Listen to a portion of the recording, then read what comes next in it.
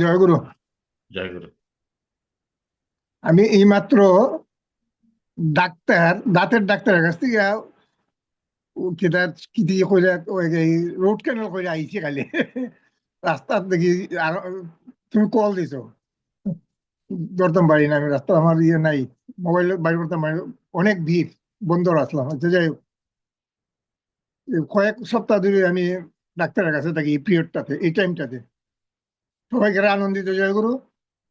আজকের যে আলোচ্য সূচি, ঘটনাটা ঠিক কিতা কইছিলাম বাবা, একটু কথা। যে খেয়াল বিবেকের অনুচর তারই অনুসরণ করো। বিবেকের অধিকার তারই অনুসরণ করে মঙ্গলের অধিকারী হবে। এখানে ঠাকুর যে সত্যানুসারী যে কথাগুলো, প্রতিটা কথাই তো আমাদের জীবনের জন্য একটা পাথেয়। প্রতিটা কথা, প্রতিটা শব্দ। ঠাকুরের যে এই ভাবধারাটা, খেয়াল, খেয়াল মানে হচ্ছে কি আমাদের ভাব, আমাদের ভিতরের যে ভাবটা সেটি আমাদের খেয়াল। ঠাকুরের এক জায়গায় বলা আছে, ভাবে বিশ্বাসের প্রতিষ্ঠা, যুক্তিতর্ক বিশ্বাসকে এনে দিতে পারে না। আমার ভাব যত পাতলা, বিশ্বাস তত পাতলা, নিষ্ঠা তত কম। আমার এখানে নিষ্ঠার একটা ব্যাপার আছে। আমি, ঠাকুর কইছেন যে বিবেক, মানে প্রধান কথাটা হচ্ছে বিবেক। আমাদের দেহে তিনটা স্তর আছে: দেহ, মন, বিবেক। নেক্সট আত্মা নামক একটা বস্তু আছে। আমরা আজকে বেশিরভাগ মানুষ মনের অনুসরণ করি, মনে যা চায় তাই করি।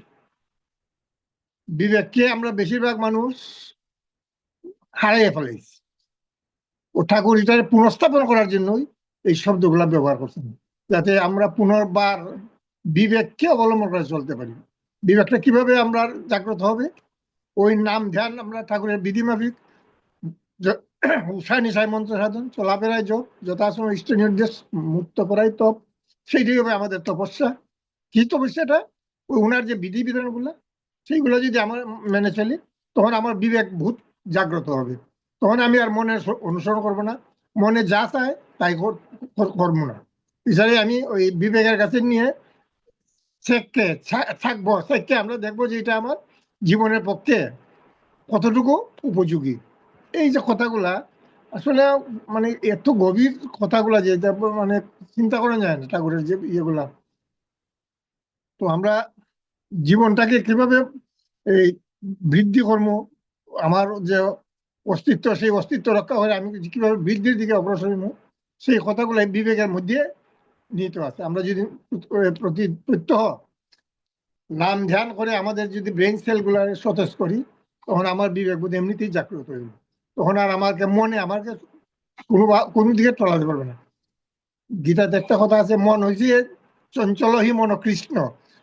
মন 14 ভুবনের রাজা, কখন কি করে না করে আমি কেন কিছু এখানে বলেছি আমি, কিন্তু ওই আমি ক্যালকাটার কথা চিন্তা করি, কানাডার কথা চিন্তা করি, এটা হলো আমার মনের ব্যাপার।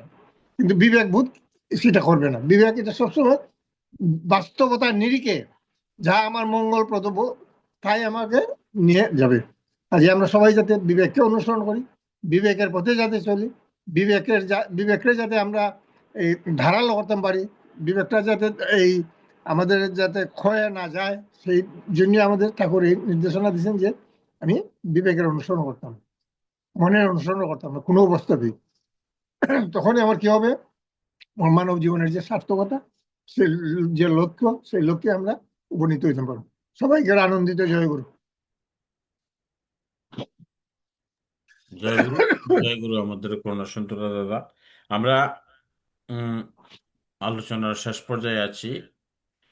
তো আমরা উম এখন